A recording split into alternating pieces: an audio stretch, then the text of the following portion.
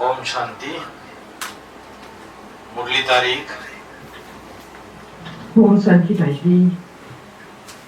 22 फरवरी 1997। साकार मुरली।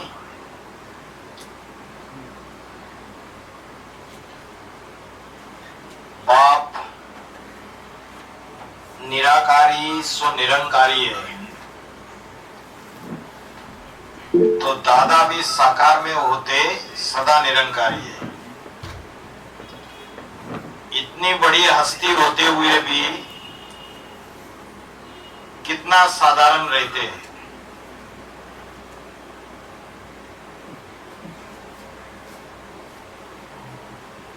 एक और कहते हैं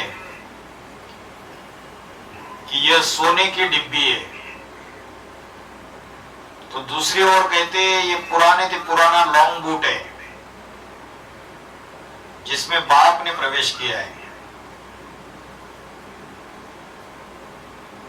पुराने तो पुराना लॉन्ग बूट किसको कहेंगे? ब्रह्मा को कहेंगे, या जो शंकर वाली आत्मा है, राम वाली आत्मा, उसका जो मुकर्रर रथ है उसको कहेंगे? किसको कहेंगे माता जी? मुकर्रर रथ को कहेंगे। सोने की डिब्बी है या हीरे की डिब्बी है? हीरे की डिब्बी है। तो मुकर्रर रथ, उसका जो सूक्ष्म शरीर है वो तो पुराने से पुराना लॉन्ग बूट है, क्योंकि स्थूल शरीर तो 84 जन्मों में बदलते रहते हैं, लेकिन जो सूक्ष्म शरीर है वो सबसे पुराना है। और बाप और दादा दोनों ही बच्चों के सेवा में हाजिर है।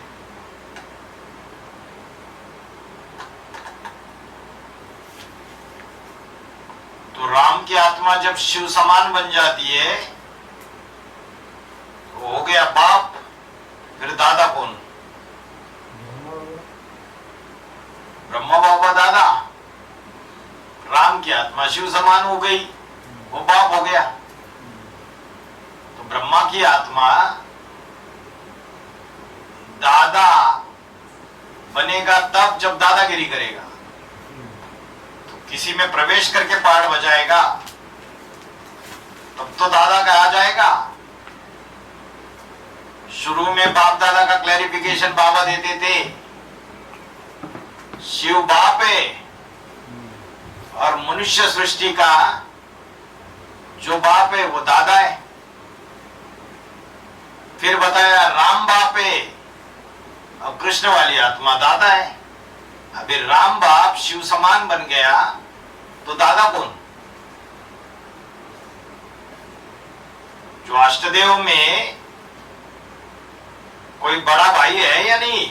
बाप का बड़ा बच्चा जिसके बाप अधीन हो जाता है तो वो दादा। तो दोनों ही बच्चों की सेवा में हाजिर है। तो ऐसे ही बच्चों को भी फॉलो फादर कर निरंकारी होकर सेवा करनी है।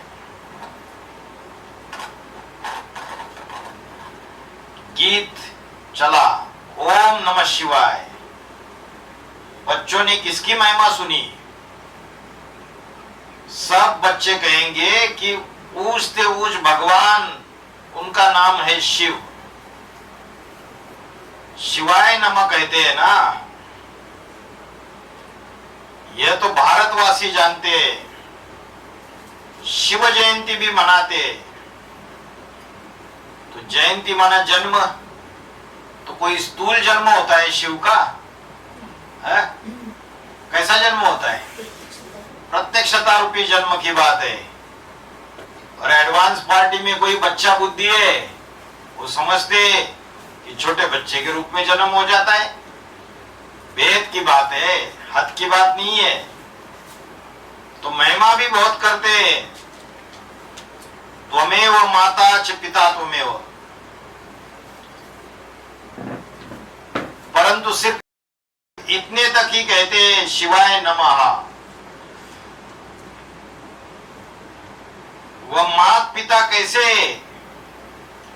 वर्षा कैसे देते, ये दुनिया भर में कोई नहीं जानते।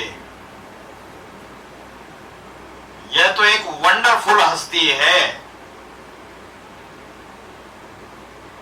शिव बाबा तो है निराकार।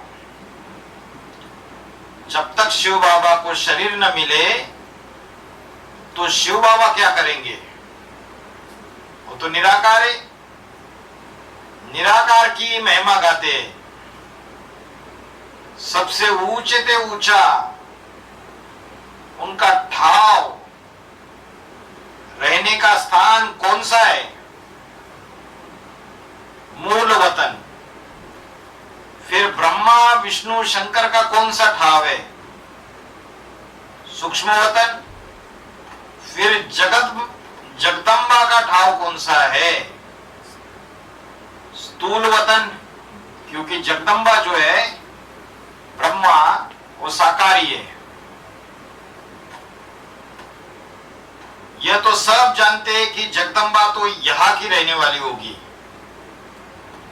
जगत माना ही मनुष्य सृष्टि। नाम तो बहुत अच्छा है, जगत अम्बा,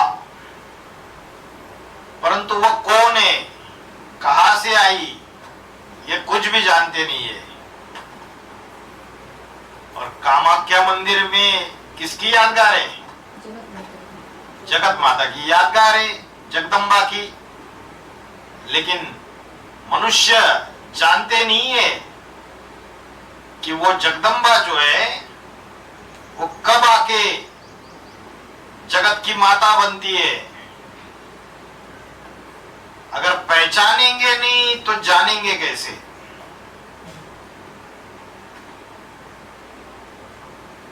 जरूर कोई मनुष्य हस्ती से मिलनी चाहिए जिसमें परमपिता परमात्मा आवे। निराकार आत्माएं भी साकार हस्ती में आती है। हस्ती माना शरीर। भला आत्मा तो जानवर में भी है, परंतु उनका कुछ भी गायन नहीं है। गायन किस हस्ती का होता है? निराकार शिव बाबा का। वह जब तक हस्ती में ना आए तब तक कुछ कर न सके। आत्मा को भी जब तक शरीर न मिले तो पार्ट बजा न सके। सिर्फ शरीर का गायन नहीं है। हस्ती में जब आत्मा आती है तब उनका गायन होता है। बाप कहते मेरी महिमा तो सब करते पतित पावन, परंतु मुझे भी मनुष्य तन चाहिए जिसमें मैं प्रवेश करूं। बिगर हस्ती कुछ कर न सके तो बाप भी आकर हस्ती लेते, वह गर्भ में नहीं आते। इसलिए भगवत गीता में बोला है प्रवेश तुम, मैं प्रवेश करने योग्य हूं, मैं गर्भ द्वारा जन्म नहीं लेता हूं। और अभी ब्राह्मणों की दुनिया में, बीज रूपी ब्राह्मणों की दुनिया में जब राम की आत्मा शिव समान बन जाती है, संपन्न बन जाती है, तो शिव तो अगर्भा है, अजन्मा है, तो राम की आत्मा में वो शिव का गुण आ जाता है। तो वो भी गर्भ द्वारा जन्म नहीं ले सकता। शिव जयंती भी गाई जाती है, परंतु शिव बाबा किस शरीर में और कब आया ये नहीं जानते, क्योंकि दिखाई थोड़ी पड़ता है। बाप कब आया और कब गया पता थोड़ी चलता है। कब रथ में पधारा मालूम नहीं पड़ता है। जब नॉलेज देते हैं तब पता चलता है। अच्छा, रात्रि में आया, परंतु किस शरीर में आया यह नहीं जानते हैं। महाशिवरात्रि मनाते हैं, लेकिन कौन सी रात्रि है? ये कलयुग का अंतिम समय, अज्ञान अंधकार की रात्रि है। उस समय आते हैं, गाते भी है भागीरथ, अर्थात भाग्यशाली रथ। भाग्यशाली रथ कैसे साबित होता है?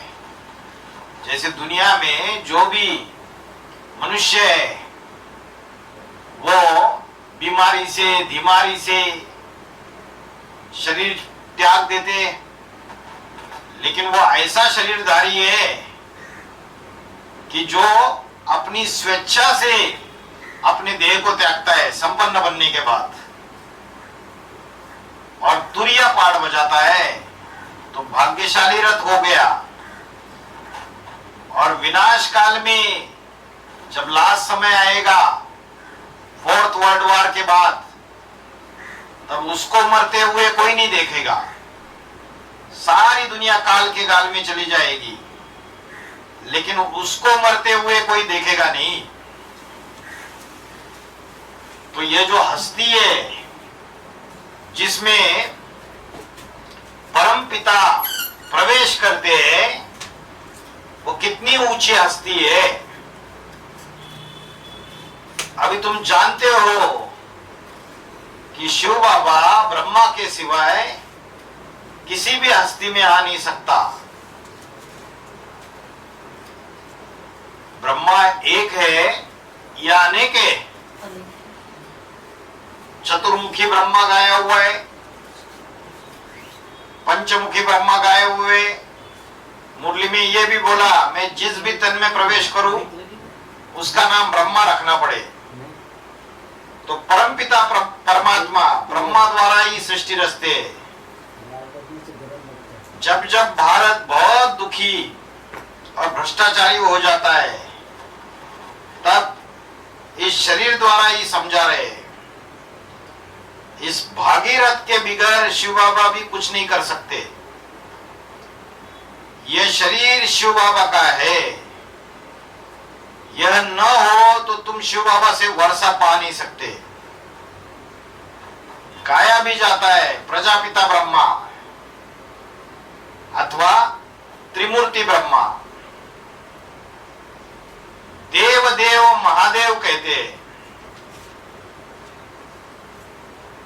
ये ब्रह्म कुमारी वाले प्रजापिता ब्रह्मा दादा लेखराज ब्रह्मा को समझते हैं, लेकिन बाबा ने यहां क्या बताया? देव देव महादेव भी कहते हैं। तो दादा लेखराज ब्रह्मा को महादेव नहीं कह सकते, महादेव तो शंकर को कहा जाता है। तो इन तीनों में भी ब्रह्मा का नाम ऊंचा क्यों? ब्रह्मा तो यहां ही है जिसके रथ में आते। विष्णु और शंकर को तो देवता कहते हैं।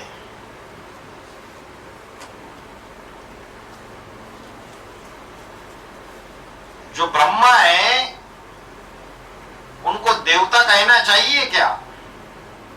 वह तो है प्रजापिता ब्रह्मा। प्रजापिता पतित को बोला है, और जो देवता होता है वो पावन होता है। तो विष्णु को भी देवता कहेंगे, शंकर को भी देवता कहेंगे।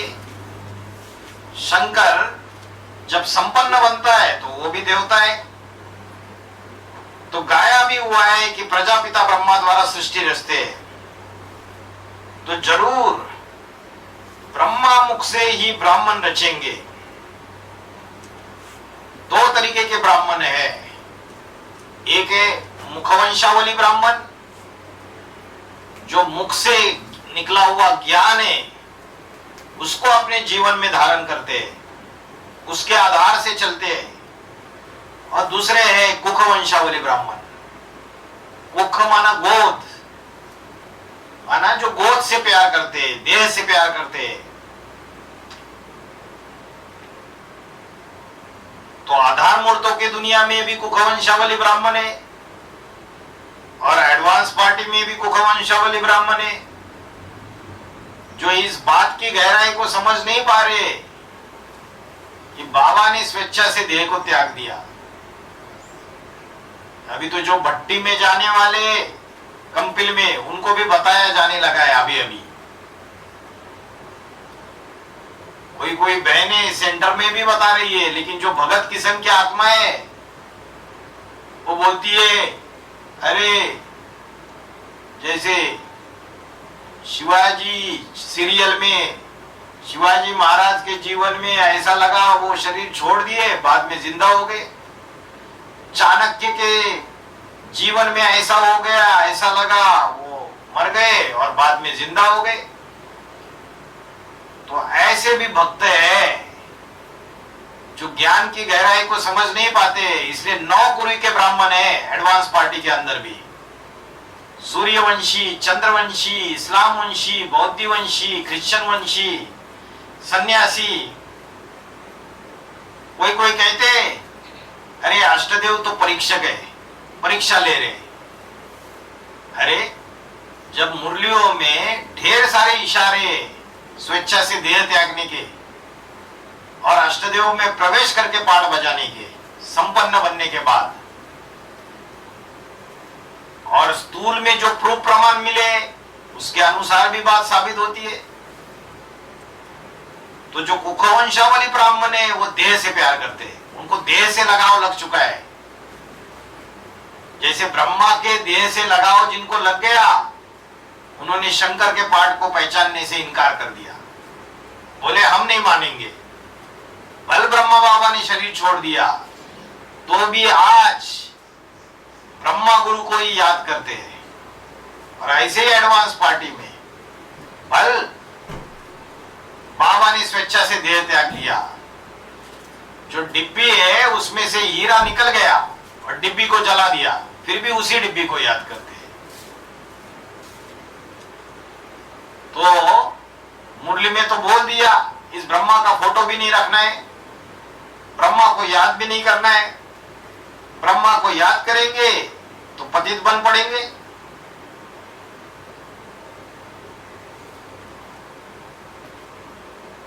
तो कितनी बड़ी हस्ती है, इतनी बड़ी हस्ती, इनका रहन सहन देखो कितना साधारण है, कितना निराकार और निरंकारी है। अभी आकर तुम्हारी सेवा में उपस्थित हुए, देखो कैसे बैठ पढ़ाते हैं। क्या करते? बैठ पढ़ाते, खड़ा रह के नहीं पढ़ाते, या तो आकाश से कहीं नहीं पढ़ाते प्रेरणा से, साधारण तन में आते हैं और बैठकर बच्चों को पढ़ाते। तुम क्या पढ़ते हो? तुम कहेंगे हम राजयोग की पढ़ाई पढ़ते हैं। और कौन पढ़ाते हैं तुमको? परम पिता परमात्मा पढ़ाते हैं। तो छोटे बड़े बूढ़े जवान सब पढ़ते हैं। ये ईश्वरीय कॉलेज है, मनुष्य से देवता अथवा विश्व का मालिक बनने का। यहां हम आए हैं पढ़ाई पढ़ने अथवा विश्व की बादशाही लेने। दुनिया के जो कॉलेज होते उसमें भी रूल्स रेगुलेशन होते, उसमें भी टीचर का डिसरिगार्ड नहीं करते। या तो टीचर पहले से आके बैठ जाता है पढ़ाई पढ़ाने के लिए और बच्चे गायब है। टीचर दूर से आता है, कितना दूर से आता है, परमधाम से आता है, और बच्चे नजदीक नजदीक रहने वाले। तो टीचर का डिसरिगार्ड कर देते। लक्ष्मी नारायण जब विश्व पर राज्य करते थे तो और कोई धर्म नहीं था, न कोई खंड था, एक ही भारत खंड था। अब फिर वह पद प्राप्त करने के लिए तुम यहां बैठे हो। इस पढ़ाई बगैर तुम विश्व के मालिक बन न सको। भारत शिवालय बन न सके। बाप शिवालय बनाने के लिए आया है और माया वैश्यालय में ढकेल देती है, बुद्धि का ताला बंद कर देती है। शिव बाबा कोई गाया हुआ है, निराकार निरंकारी। जब तक हस्ती में प्रवेश न करे तो निरंकारीपना कैसे दिखाए? कितनी महिमा है। अकाल मूर्त, अकाल मूर्त माना जिसको काल भी नहीं खा सकता। ब्रह्मा को तो काल खा गया, लेकिन राम की आत्मा को जो शंकर का पाठधारी है उसको बोलेंगे काल खा गया? नहीं। क्यों क्यों नहीं बोलेंगे काल खाया करके? है? क्यों नहीं बोलेंगे काल खा गया करके? 8 नवंबर 2022 को काल खाया या नहीं खाया? नहीं खाया है? नहीं खाया। कैसे? हाँ, जो सतयुग में इच्छा मृत्यु होती है वैसे ही राम वाली आत्मा के लिए 2018-19 से अमरलोक शुरुआत हो गई। संवत एक शुरुआत हो गई। मुरली में बोला था तमो प्रधान से सतो प्रधान बनने के लिए 40 से 50 साल लगते हैं। तो जब अमरलोक की शुरुआत हो गई तो स्वेच्छा से देह त्यागती है वो आत्मा संपन्न बनने के बाद। और ड्रामा में नूंद है, क्योंकि ऐसा अड़भंगा पाठ नहीं बजाएगा तो परीक्षा किस बात की। इसलिए बोला कि शंकर का पाठ इतना वंडरफुल है कि तुम बच्चे समझ ना सको। तो शंकर जब शिव समान बन जाता है तो उसका तूरिया पाठ चलता है। तो स्वेच्छा से देह को त्याग के फिर प्रवेश करके पाठ बजाता है। तो अकाल मूर्त हो गया। स्वेच्छा से देह को त्यागने को काल खाना नहीं कहते हैं, परंतु इसका मतलब यह नहीं है कि वो मुर्दे को भी जिंदा कर सकता है। कोई बोलते तुम्हारे बाबा भगवान है तो क्या मुर्दे को जिंदा कर सकते हैं? तो तुम बच्चों को बहुत नशा होना चाहिए कि हमको परम पिता परमात्मा पढ़ा रहे, प्रजापिता ब्रह्मा द्वारा राजयोग सिखला रहे। ब्रह्मा बिगर प्रजापिता किसको कह नहीं सकते। ऐसे नहीं कि शिव या विष्णु प्रजापिता है। प्रजापिता पतित को कहा जाता है और विष्णु तो पावन है। तो ब्रह्मा ही सारे मनुष्य सृष्टि का पिता है। क्या बोला? ब्रह्मा पिता है। कौन सा दादा लेकर ब्रह्मा पिता है, या जो प्रजापिता ब्रह्मा है राम वाली आत्मा वो पिता है? राम वाली आत्मा पिता है और आत्माओं का पिता है शिव बाबा। बाकी उस पिता को कोई जानते नहीं है, अपने आत्मा को ही नहीं जानते। कहते पुण्य आत्मा पाप आत्मा। फिर क्यों कहते हैं हम ही परमात्मा है? कितनी ठगी है। और सबसे ज्यादा बड़े ठग कौन है? सन्यासी। ये सन्यासी, ये शंकराचार्य,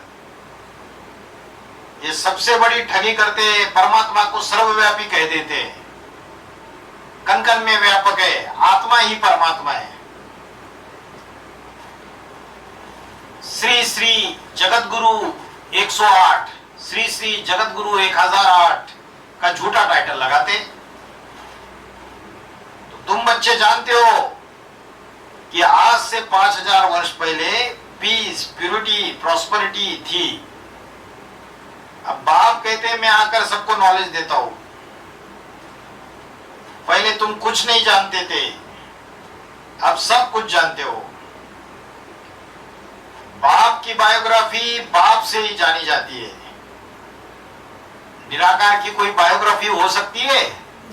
निराकार की कोई बायोग्राफी होती नहीं है। बायोग्राफी तो साकार की होती है। तो जरूर जब साकार में आए तब बायोग्राफी हो। सिर्फ आत्मा की बायोग्राफी हो नहीं सकती है।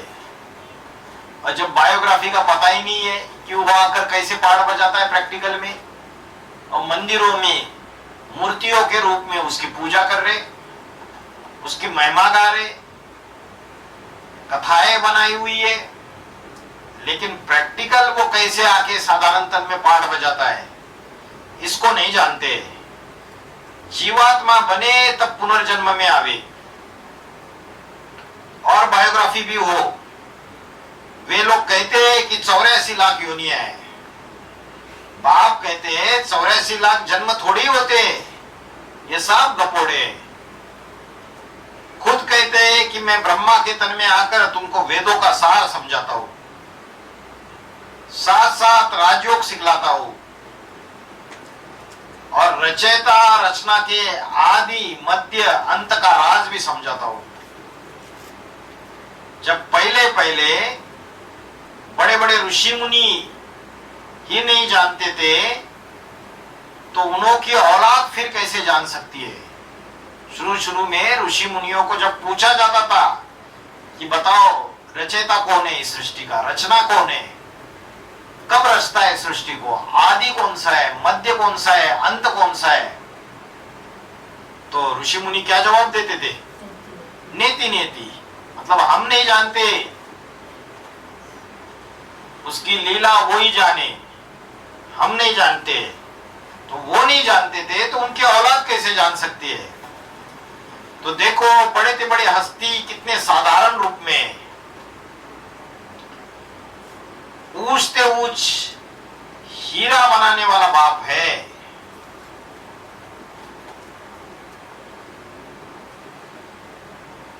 उनकी यह डिब्बी है,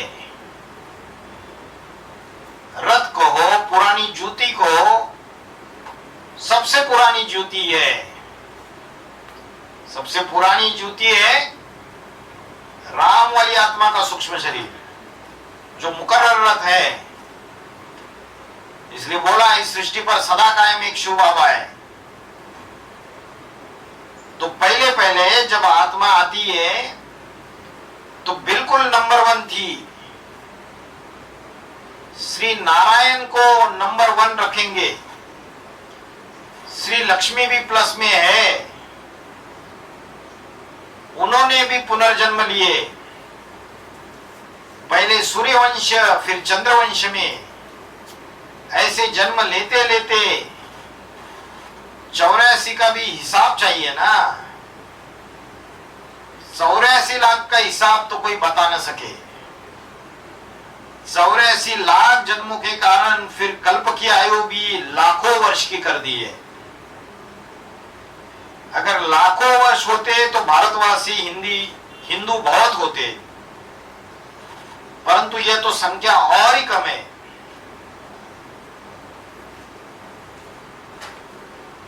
अभी 100 साल पहले भारत की जनसंख्या 40 करोड़ थी, अभी 145 करोड़ है। और 100 साल पीछे जाओ और कम थी, और 1000 साल पीछे जाओ कितनी कम होगी, और 4-5 हजार साल पीछे जाओ बहुत कम थी। तो 84 लाख जन्म, और बोलते हैं कि लाखों वर्ष की आयु है सतयुग की। तो फिर आबादी भी बहुत ज्यादा होनी चाहिए थी अभी तक। कलयुग के अभी जो समय चल रहा है इसमें ढेर सारी जनसंख्या हिंदुओं की होनी चाहिए थी, परंतु संख्या तो कम है। भारत का देवी देवता सनातन धर्म प्राय लोप हो गया है। कोई भी अपन को देवता नहीं कहते हैं, क्योंकि देवता तो सर्वगुण संपन्न थे। अभी कोई मनुष्य सर्वगुण संपन्न है नहीं है। तो देवी देवता धर्म प्राय लोप हो चुका है। रावण राज्य है, न कि राम राज्य। दुनिया वाले न राम की न रावण की बायोग्राफी को जानते हैं। दिन प्रतिदिन रावण की पाक बढ़ती चली जाती है, दुनिया पतित होती जाती है। रावण की भी बायोग्राफी नहीं जानते। रावण कौन है? राम ही रावण बनता है, लेकिन वो तो अंत में कल्याणकारी पहाड़ बजाता है, जो दूसरों को रुलाता है वो रावण। हाँ, दूसरों को रुलाता है वो रावण है। और बाबा ने रावण की डेफिनेशन क्या दी, क्या व्याख्या की? रावण को बोला ये रावण कहेंगे जरूर ये गुरु लोग, जो गुरु बन के बैठ जाते हैं, धर्म पिता। लेकिन धर्म पिता 20 रुपये ब्राह्मणों की दुनिया में भी कोई धर्म पिता है या नहीं है?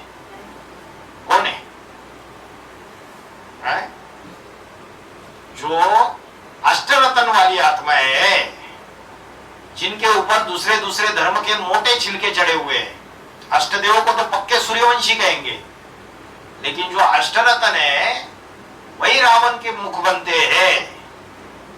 तो रावण की बायोग्राफी भी नहीं जानती है और राम की बायोग्राफी भी नहीं जानते हैं। तो दिन प्रतिदिन ये रावण बड़ा बनता जाता है। द्वापर युग में रावण छोटा था, कलयुग में और बड़ा बन गया। दुनिया पतित होती जाती है। 16 कला से गिरते गिरते कलाहीन कलयुग के अंत तक। तो सब कहते हैं मुझ निर्गुण हारे में कोई गुण नहीं, आपे ही तरस परोई। मतलब जब पतित बनते हैं, पापी बनते हैं, तो भगवान को बोलते हैं मेरे में कोई गुण नहीं है।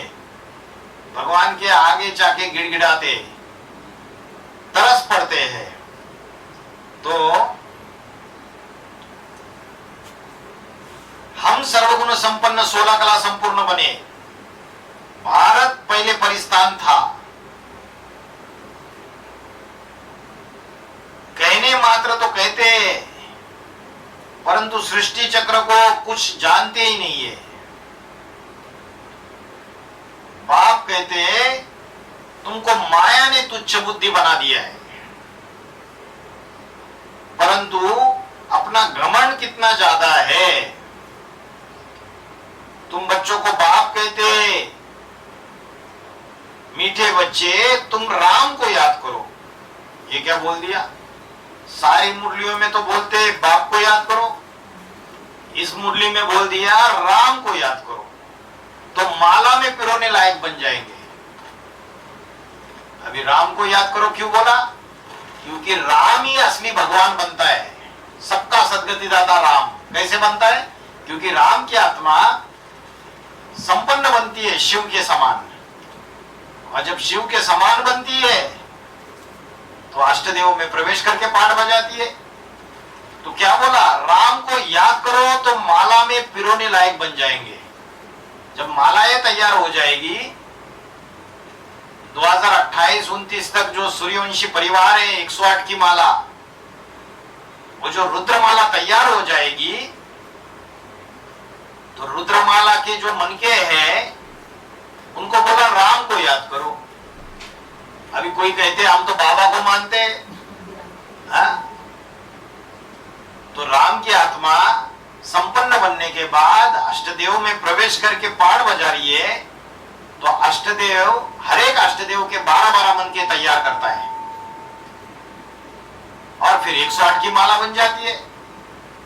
अभी जो 108 की माला में आने वाले होंगे वो कहेंगे एक शिव बाबा, दूसरा नु कोई, हम तो अष्टदेवों को देखेंगे भी नहीं। तो फिर माला में नंबर नहीं मिलेगा। रुद्रमाला के बाद होती है विष्णु की माला, माना विजय माला।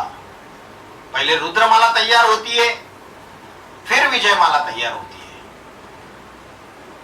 भगत माला में भक्तों की महिमा होती है। यह रुद्रमाला फिर विजय माला में पिरोई जाती है। विजय माला को हो या विष्णु की माला को हो, यानी विष्णु के राज्य में जाते हैं। और विष्णु का राज्य क्या है? सुखधाम। उसको बोलेंगे स्वर्णिम संगम युग, स्वर्ग। उसको कहेंगे विष्णु का राज्य। कितना ऊंचा ज्ञान है। संन्यास भी 2 प्रकार का है। एक है हठयोग का संन्यास, कर्म संन्यास तो कभी भी हो नहीं सकता। कर्म के बगैर तो मनुष्य रह ही नहीं सकता। और वो सन्यासी क्या करते? वो कर्म करना छोड़ देते, खाना भी नहीं बनाते, भिक्षा मांग के खाते। तो वो है हठयोग संन्यास।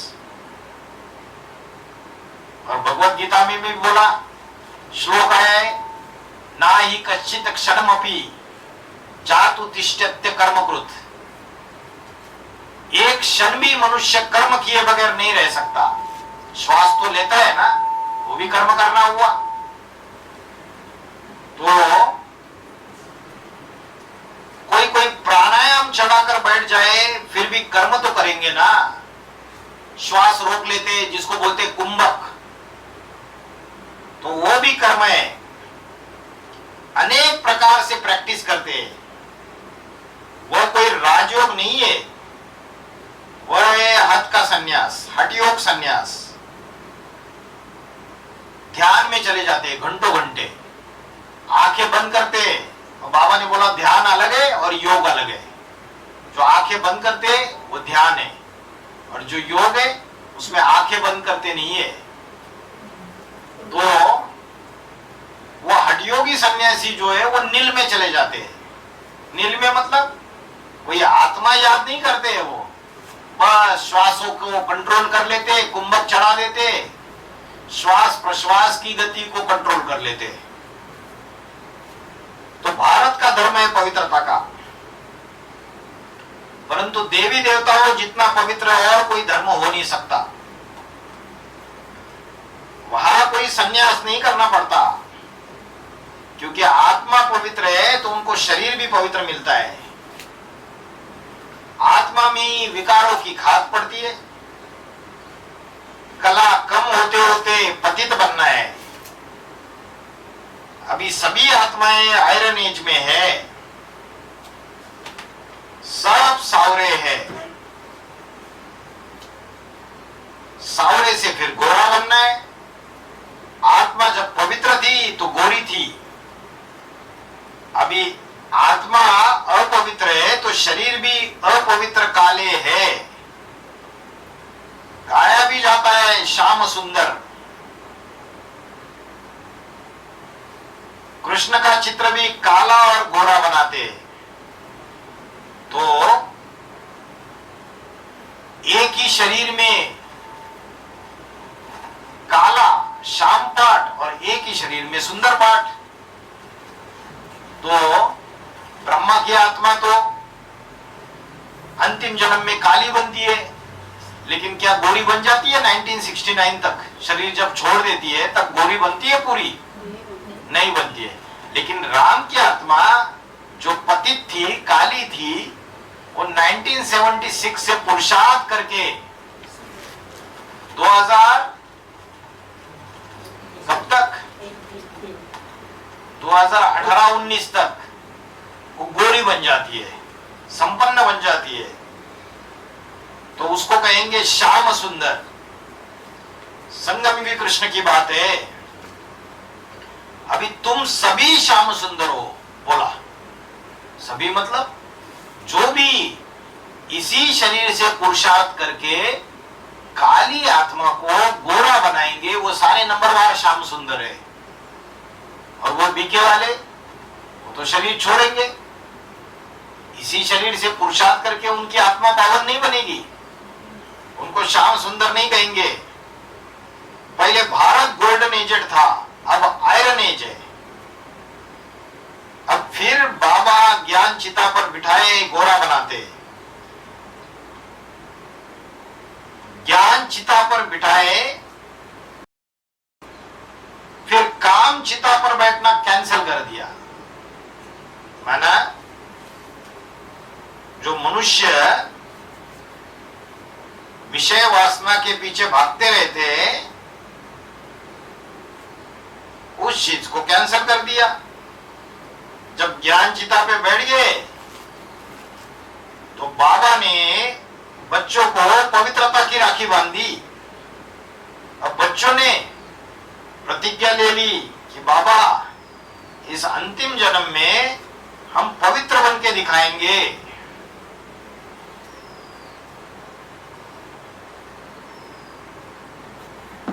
अगर मुक्ति और जीवन मुक्ति चाहिए तो वह हथियाला कैंसिल करना है, पवित्रता की राखी बांधो। यह अभी की बात है, जबकि तुम ब्रह्मा के बच्चे हो। ब्राह्मण बनने बगैर कोई भी बता नहीं सकते। तुम तो हो ब्रह्मा मुखवंशावली। शिव बाबा कहते हैं मुझ निराकार की महिमा तो गाते, परंतु शरीर जब तक न ले तो कर ही क्या सकते। मैं बहुत जन्मों के अंत के जन्म में आता हूं। अभी सबका विनाश होना है। ब्रह्मा द्वारा स्थापना किसकी? कलयुग की स्थापना तो कभी होती नहीं है। स्थापना होती है सतयुग की, वो भी संगम पर।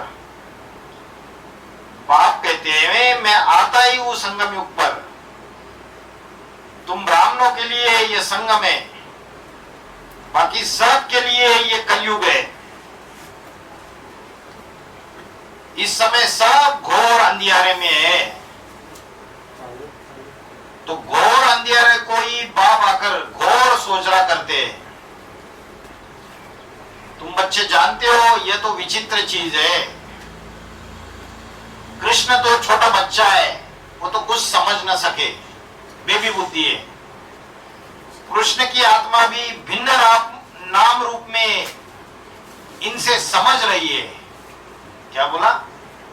कृष्ण की आत्मा भी इनसे समझ रही है।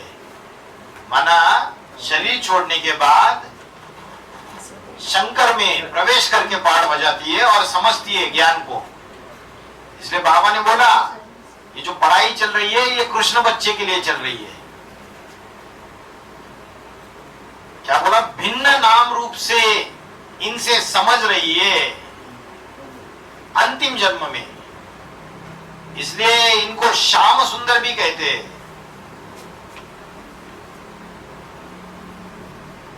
अच्छा, मीठे मीठे सीखलते बच्चों प्रति माता पिता बाप दादा का याद प्यार और गुड मॉर्निंग। रूहानी बाप की रूहानी बच्चों को नमस्ते। धारणा के लिए मुख्य सार, बाप दादा के समान निरंकारी और निराकारी बनना है। मुक्ति, जीवन मुक्ति के लिए पवित्रता की राखी बांधनी है। ज्ञान चिता पर बैठना है।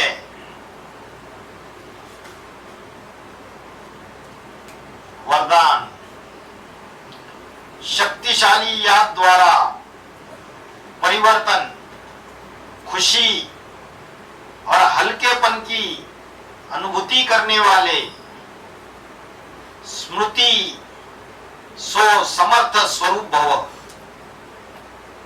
शक्तिशाली याद एक समय पर डबल अनुभव कराती है। एक तरफ याद की अग्नि बन भस्म करने का काम करती है, परिवर्तन करने का काम करती है, और दूसरे तरफ खुशी व हल्केपन का अनुभव कराती है, जिसको अतीन्द्रिय सुख बोलते हैं। ऐसे विधि पूर्वक शक्तिशाली याद को ही यथार्थ याद कहा जाता है। और शक्तिशाली याद माना ज्वालामुखी योग। ऐसी यथार्थ याद में रहने वाले स्मृति स्वरूप बच्चे ही समर्थ है। यह स्मृति स्व समर्थी ये नंबर 1 प्राइज का अधिकार बना देती है। स्लोगन, अनुभवी वह है जिसका दिल मजबूत और बुजुर्ग है। ओम शांति। ओम शांति।